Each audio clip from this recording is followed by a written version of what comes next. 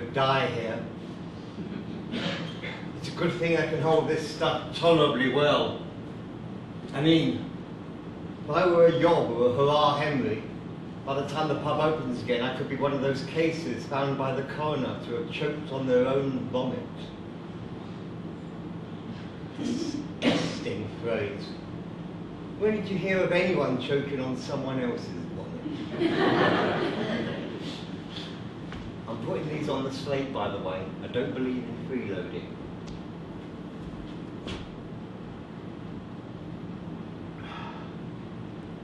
Dear sir, may I add a few words to your remarkable obituary about Jeffrey Bernard? I knew him intimately for over 50 years, and I feel that many of his more remarkable qualities were left unsung in your otherwise comprehensive review of his messy life. He was born in 1932, probably by mistake, covered from head to foot in eczema. One of the first things he did was to wet the bed, and he continued to do so until he was 15. The weak, thin-skinned and oversensitive boy, he had few friends at school. He usually chose to sit at the very back of the classroom so that he could play with himself unobserved. His early obsession with sex was to prevent him from obtaining any worthwhile academic honours. By the time he left school, he had become a chain smoker and compulsive writer of letters to Veronica Lake. In 1946, he paid his first visit to Soho, and from that point, he was never to look forward. It was here, among the cafes and pubs of Dean Street and Old Compton Street, that he was to develop his remarkable sloth, envy, and self-pity. It was about this time that we began to realise that Jeffrey was not cut out for a career as a naval officer, as his mother had hoped.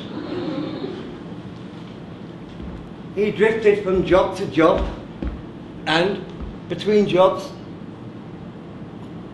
spent months at a time accepting small sums of money from homosexuals and friends. He began to develop a greed for unearned money and the growing conviction that he was cut out for better things. After a short, undistinguished spell in the army, from which he was given a medical discharge with his pay book marked mental stability nil, he returned to Soho, got married for the first time out of 4, and split up with his wife a few weeks later.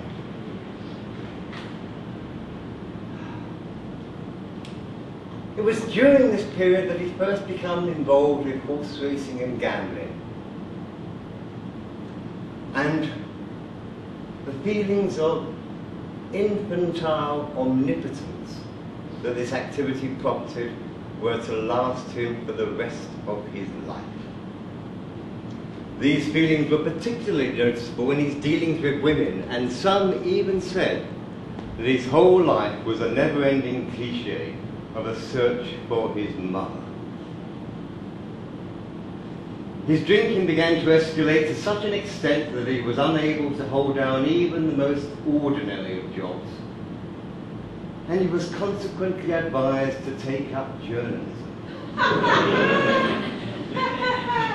Even in this field, he was never given a staff appointment. He gradually drifted into writing a series of personal and at times embarrassing columns about his own wretched experiences. After a spell in the alcohol and drugs addiction unit at St. Bernard's Hospital, no relation, Hanwell, he developed the fantasy that starting tomorrow it would all be different.